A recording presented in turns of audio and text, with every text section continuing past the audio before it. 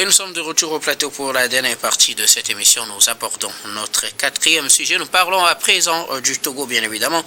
Le nouveau maire, bientôt en fonction après les élections municipales et les élections entre les conseillers municipaux pour choisir les équipes dirigeantes, c'est-à-dire les maires et leurs adjoints. Maintenant, à partir de ce 11 jusqu'au 12, on va avoir les prises de fonction des nouveaux maires, les maires élus qui attendaient et qui étaient dans l'attente donc de la prise de fonction pourront le faire cette semaine selon des consignes du ministère. Nous en parlons avec nos invités. On va définitivement tourner la page des anciens maires, ceux qui ont déjà fait 6 ans dans la gestion des communes. Ils vont devoir passer la main à leurs successeurs. Quelles seront les priorités? Comment, ou bien quels conseils, ou bien quelles sont les attentes plutôt des populations après avoir fait une première expérience dans cette marche de décentralisation? Nous en parlons avec nos invités. Vous le savez, normalement, pour le quatrième sujet, la parole est à qui veut la prendre en premier, mais vu que vous êtes seulement des invités, je veux bien commencer par vous. Comme Valentin Mayaba, bon, finalement, cette semaine, les nouveaux maires vont devoir prendre fonction. Ah oui, et je pense que le temps a trop duré aussi parce que les élections législatives ont eu lieu, je crois, en juillet 2025.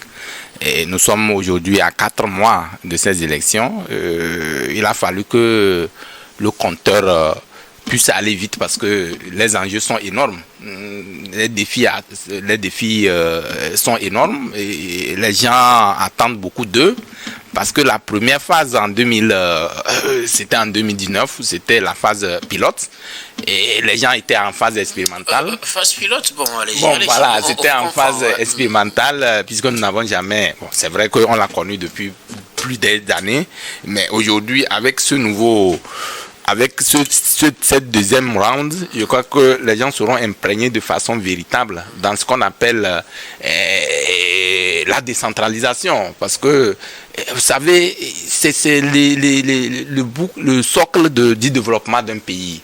Alors, ce n'est pas pour rien qu'on a institué que les élections locales puissent quand même arriver. Mais nous ne vivons pas de façon réelle ces élections-là au Togo.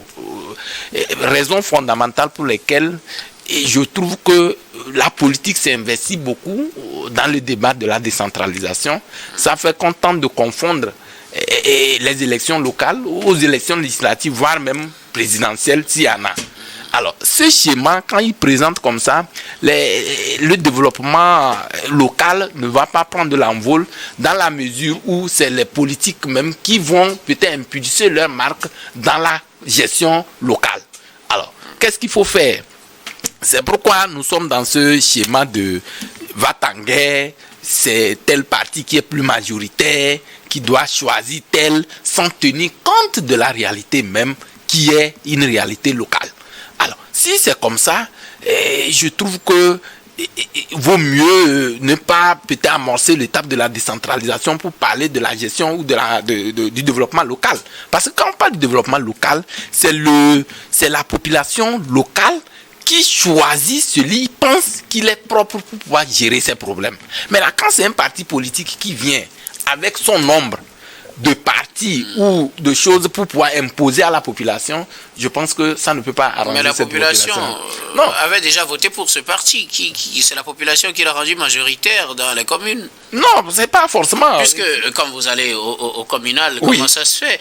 C'est qu'on élit les conseillers municipaux. Donc c'est ceux qui sont généralement majoritaires. C'est l'un d'entre eux qui devient maire d'habitude. Non, c'est justement le vote n'est pas direct. Au niveau des élections locales, et donc, le vote n'est pas direct. En accordant le maire qu'on choisit n'est pas choisi par la population. Bien sûr. Vous comprenez ça? Donc, c'est là, ça pose le problème. Est-ce qu'on peut voter en grande majorité pour un parti et ne pas aimer le maire désigné par ce parti? Non, bien évidemment. Parce que quand on parle d'un maire, c'est différent, puisque c'est entre eux-mêmes, ils se réunissent pour choisir celui qui doit être à la tête de la commune. Ouais. Donc, si c'est comme ça, ce n'est pas le choix de la population, c'est le choix entre les acteurs ou les conseillers municipaux. Donc, moi, cet aspect, j'allais le souligner parce que ça crée un véritable problème dans le développement de nos différentes communes ici à Lomé comme sur toute l'étendue du territoire. Parce que on a vécu en 2019, ça dit que les élections passées où la première épisode qui est passé, nous avons vu des conflits où un maire est en mesure d'implémenter un développement, mais contraint par un parti majoritaire parce que il se dit que si c'est lui, on appellera son nom. Donc déjà le jeu est faussé. Quand il s'agit de développement, on ne parle plus de parti politique. Donc moi je pense que ce qu'on attend d'eux, c'est qu'ils se démarquent de leur parti politique. Ils se démarquent d'abord de leur parti politique et penser au développement local. Parce que quand on parle, vous êtes élu pour penser à la population locale qui vous a choisi. Et donc, quand ça doit se faire comme ça, je pense que les clichés politiques doivent être mis de côté et penser développement. C'est pourquoi, justement, dans une commune, qui les ont portés à la tête des communes, finalement, comme a su votre explication. Donc, oui, mais se démarquer. Non, se démarquer veut dire quoi? C'est-à-dire, quand vous venez, vous ne venez pas sous l'étiquette d'un parti politique, mais vous venez pour le développement local. Quel que soit votre bord politique, vous venez avec des comment ils appellent ça, vous venez avec des ambitions politiques, des ambitions de développement, quel que soit d'où vous venez, que ce soit du cas, que de quel parti, réunissez ensemble, pensez développement de votre milieu. Je crois que le plus important, c'est là que cette cohabitation qui peut faire que ça peut engager véritablement le développement local. Alors, maintenant que retenez-vous des maires qui étaient élus depuis 2019 et qui finalement seront obligés de laisser tomber le tablier? Non, en fait, c'est une réforme. C'est une réforme majeure parce que ils ont fait leur chemin. Il faut aussi d'autres personnes pour. C'est vrai, il faut les évaluer. Vous savez, quand on dit, c'est là je dis l'action des partis politiques dans les choix des maires est un problème que nous ne pouvons pas dépiner aujourd'hui. Parce que quand vous regardez un peu tous les maires qui ont été élus, ce ne sont que des volontés des partis politiques et non des populations. Et donc, quand on dit vous êtes majoritaire, bon, la loi même a été un peu biaisée là-dessus. Bon, quand on dit par exemple que parti majoritaire, c'est au sein de votre parti, si vous êtes peut-être à plus de 50%, c'est en votre nom que c'est votre parti qui allait prendre peut-être la mairie. Donc, déjà, quand ça se passe comme ça, et les gens ne vont pas connaître leur maire de façon véritable, qui puisse être à leur source, à leurs sources, parce que ce qui est important pour la population, ce n'est pas les beaux yeux de quelqu'un qui a mais c'est celui qui est plus proche de sa population, qui l'écoute, qui en dit. Parce que les enjeux les défis sont énormes. Et la population aujourd'hui, ce qui n'a pas marché hier, veut qu'il y ait des réformes dans ce sens-là. Parce que nous avons vu avec les maires sortants, les maires sortants qui étaient aux affaires, et tout ce que nous avons constaté avec des dérives, les gens ont déploré. Mais aujourd'hui, est-ce qu'on va être dans le même schéma pour peut-être que demain, je ne viens pas pour la population, je ne viens pas pour le développement, je viens pour moi-même. Un maire dans une commune, c'est quelqu'un qui est plus proche de sa population. N'importe quel moment tu as besoin du maire, tu dois aller le voir. Mais arriver sur certains de ces élus ou de ces maires, pour le voir, c'est comme difficile comme président de la République ou du président du Conseil. C'est un peu déplorable. Il ne faut pas qu'on soit des petits Missoulini dans nos communes pour permettre à la population d'être en déphasage avec vous. C'est le plus important, c'est que soyez accessibles, sortez de vos bureaux, allez vers les milieux où vous trouvez qu'il y a des problèmes et touchez du doigt ces problèmes. Je pense que la population viendra vous applaudir. Certains maires, ne disons pas, ont fait leur preuve. Et aujourd'hui, et les gens demandent même que pourquoi est-ce que ceci, là. Mais nous voyons que nous souhaitons que quand vous venez pour une action, partez avec des marques. C'est le plus important parce qu'il faut forcément que quand vous partez, vous laissez des traces. Comme beaucoup. Au niveau du gouvernement, certains ministres sont partis avec des marques. Merci beaucoup. À vous, comme volontaire. Alors, Prosper Agbo-Clou, les anciens maires, bon, finalement, ceux qui ne sont pas reconduits vont devoir passer la main à leurs successeurs. Selon cette note du ministère, ils ont le 12 jusqu'au 15 pour faire les passations et que les nouveaux maires entrent finalement en fonction. Que doit-on retenir du passage de cette première, ou du moins que j'attends retenir de cette première expérience? Quand je dis première expérience, c'est celle qui a suivi la question des délégations spéciales, donc à partir des locales de 2019, qui ont été succédées finalement par celle de cette année 2025. Cette première expérience, qu'est-ce que vous en retenez et qu'avez-vous à dire pour les maires qui prendront fonction peut-être à partir déjà de demain? Bon, je pense que on est toujours à l'essai du système démocratique. Bon, il y a eu cette décentralisation. Vous n'aimez pas du tout. Bon, il y a eu cette décentralisation. On a eu ces communales où les maires ont été, enfin les conseils municipaux ont été élus. Déjà dès le départ, il y a cette connotation politique, comme mon confrère le disait tout à l'heure, qui a habillé le choix des maires.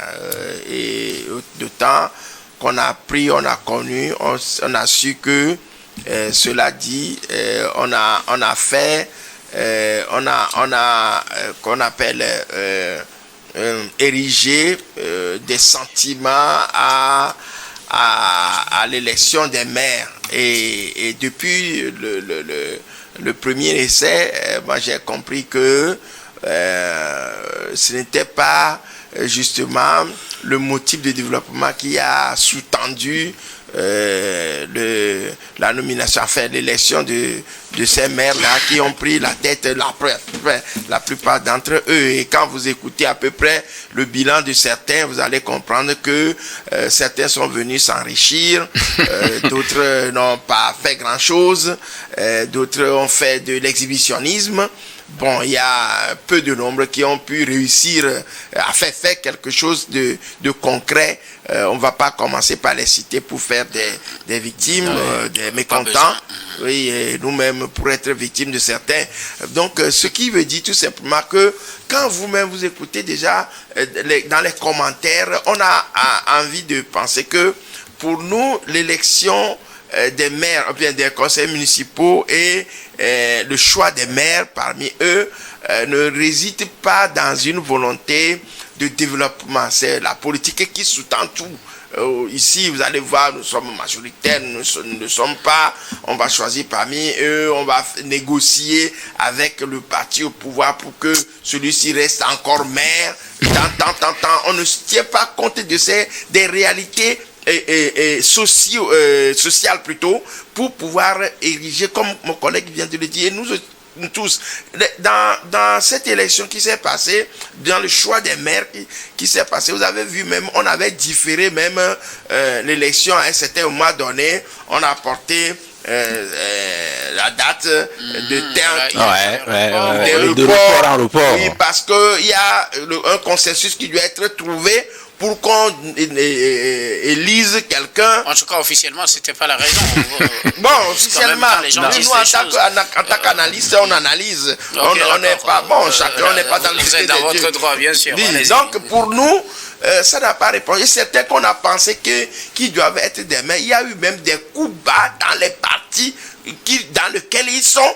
Et ils n'ont pas été choisis parce qu'il y a d'autres, vous allez voir, même il y a des actions contradictoires, des actions perverses qui ont été posées même au lendemain du choix de certains maires qui ont vu dans certaines personnes, c'est-à-dire cette popularité-là, qu'il faut éteindre tout de suite. Donc, moi, je crois que nous sommes un peu dubitatifs par rapport à la façon dont les choses se font pour que ces gens-là, enfin, des gens soient élus. Maintenant, passer d'une maire à une autre, on peut espérer que, bon, ceux qui sont là aujourd'hui, ceux qui ont été choisis par consensus, il faut le dire, vont pouvoir nous faire le travail. Mais ce que nous ressentons déjà par rapport à certaines, à ce que nous écoutons, c'est comme si ils sont, comme on appelle, pressés de prendre le truc pour pouvoir mettre en place leur stratégie pendant 6 ans pour pouvoir eux aussi, je dirais, combler un peu le vide qu'ils ont derrière et se rattraper un tout petit peu. Donc, maintenant... Sur quel plan? Oui, sur le plan économique, vous savez, les gens se sont enrichis. Il y a des gens qui sont enrichis, il y a des gens qui ont formé des clans autour d'eux, et vous allez voir, moi j'ai assisté à plutôt au choix des maires dans certaines mairies, j'ai vu ce qui s'est passé, comment les gens se sont entendus, comment il y a eu le modus vivendi, comment les commentaires qui ont tourné autour et les mécontentements qui sont nés. Il y a eu des endroits où le maire sortant était énervé de ne pas être reconduit. Donc, et il y a eu je vous dis quelque part que tout ça là, c'est un peu... on est un peu dans le...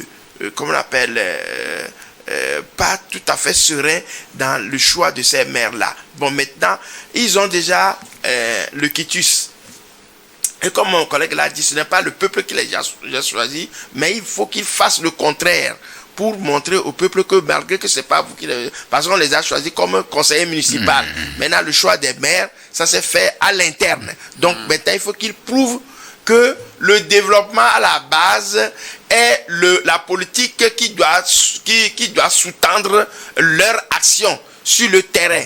Construire des écoles, faire les routes, les places publiques, les marchés, tout ceci doit être vraiment le motif pour lequel ils doivent travailler pour que dans ces 6 ans-là, lorsque nos cheveux vont commencer par blanchir de plus en plus, que nous trouvons au moins de l'espace pour savoir que aujourd'hui, nos rues sont goudronnées ou bien carrelées de façon à ce que qu'on appelle les caniveaux d'eau, tout ça là, soit, comment je peux le dire, arrangé, bien fait, pour qu'il n'y ait plus d'inondations. Enfin, il y en aura toujours, mais forcé par rapport à la pluviométrie. Donc, tout ce que nous pouvons leur dire, ils sont déjà devant le vin, c'est déjà tiré.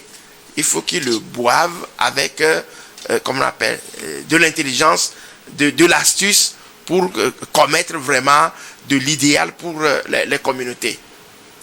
Merci beaucoup. Alors, quel mode de gouvernance, qu'est-ce qu'on peut peut-être attendre de ces nouveaux maires en matière de priorité? Qu'est-ce qui doit être leur priorité selon vous? Non, les priorités, elles sont énormes. Hein.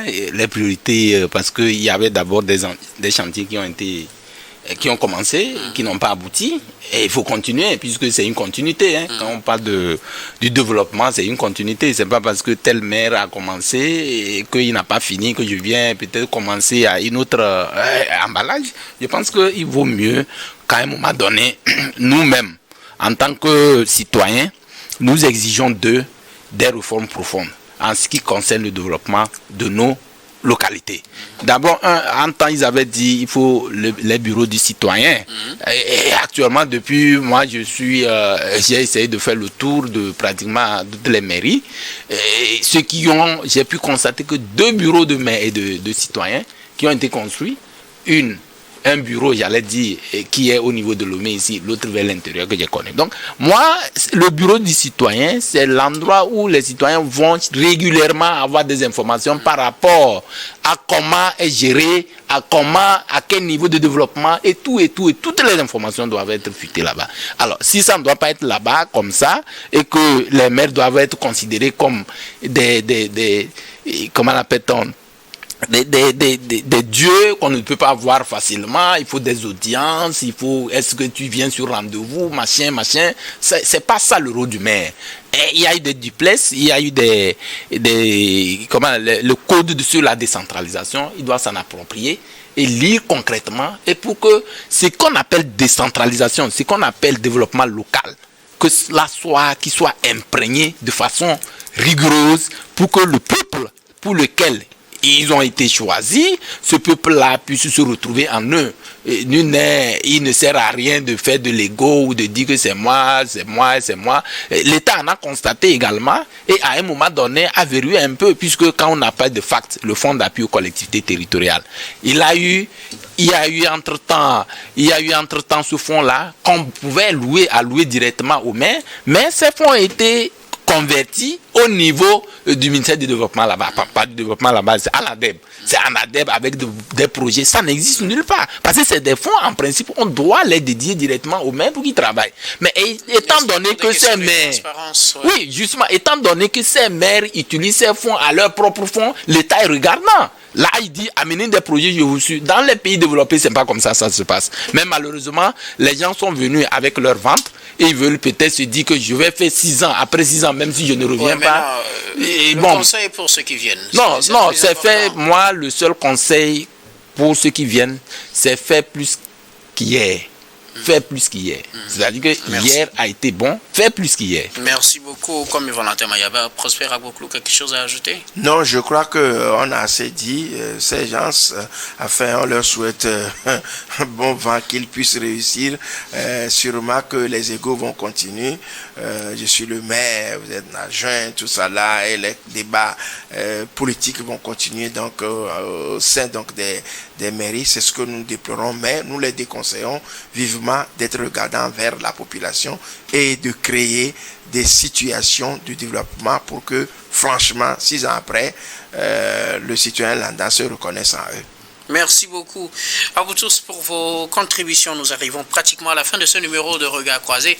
Mais avant de nous séparer, notre habituel dernier tour de table, ce sera pour vos mots de fin sur un sujet de votre choix. Je commence par vous, comme Valentin Maya. Non, mon mot de fin, c'est juste pour interpeller le président du Conseil par rapport au gouvernement qu'il a nommé. Nous avons voulu ou nous souhaitons avoir un premier Conseil des ministres pour réfléchir véritablement sur des questions qui engagent notre nation. Parce que c'est très important. Depuis que le gouvernement a été mis en place, il n'y a pas encore un conseil des ministres que nous avons de façon vue ou qui a été organisé. Nous souhaitons cela pour qu'on voit la République véritablement démarrer dans sa plénitude. Merci beaucoup. À vous, comme Valentin Mayaba, vous êtes journaliste, directeur de publication du journal Le Symposium. Merci d'être passé sur ce plateau. C'est moi. Prosper Agboklou, vos mots de fin. Non, moi je reviens un peu sur la situation du Mali et la proposition faite par l'Union africaine, le président de la Commission de l'Union africaine. Si j'ai un conseil à donner à l'Union africaine, c'est de couper les bases du terrorisme. La Mauritanie en abrite, la région en abrite. La première solution, c'est de couper la source du terrorisme afin que les gens soient libres. S'il faut négocier. Ah oui, en mettant en place, aujourd'hui le Mali a barré sa frontière avec la Mauritanie. C'est pour ne plus laisser passer. Donc les frontières sont poreuses. C'est la solution que l'Union doit trouver. Couper le terrorisme. On sait d'où ça vient. On sait comment ça se passe. On sait comment l'itinéraire qu'ils prennent. On connaît tout ça. On a parlé du renseignement. Les renseignements, c'est va faire quoi? C'est de démasquer, de démanteler la position de ces gens-là. Donc l'Union européenne, l'Union africaine doit partir d'abord là pour couper le pont. Donc, à partir de là, je crois que la paix va régner et que l'Afrique va vivre entièrement. Merci beaucoup. À vous, Prosper Agboklou. Vous êtes journaliste et analyste politique. Merci d'être passé sur ce plateau. Non, c'est un plaisir. On vient de débattre. Il y a eu parfois de la contradiction. C'est ça même ce qui fabrique donc le bon débat. Très content de rencontrer mon collègue. C'est la première fois. Pour partager un plateau. Oui, ça fait plaisir. Merci beaucoup. Donc, merci à vous également. Merci à vous tous pour votre disponibilité également. Merci d'avoir répondu à notre invitation. Nous disons également merci à toutes les équipes techniques et rédactionnelles qui nous ont aidés à préparer et à présenter cette émission. Merci beaucoup à Richard Kourfanga à la réalisation, à Seigneur Ompa, à Richard Amédessou, Florent Ekouekoué à la diffusion. Merci à Stéphane Kourno à la caméra et surtout à vous très chers téléspectateurs de nous avoir suivis. C'est la fin de ce numéro de Regard Croisé. Je vous retrouve demain avec le même plaisir pour un autre numéro.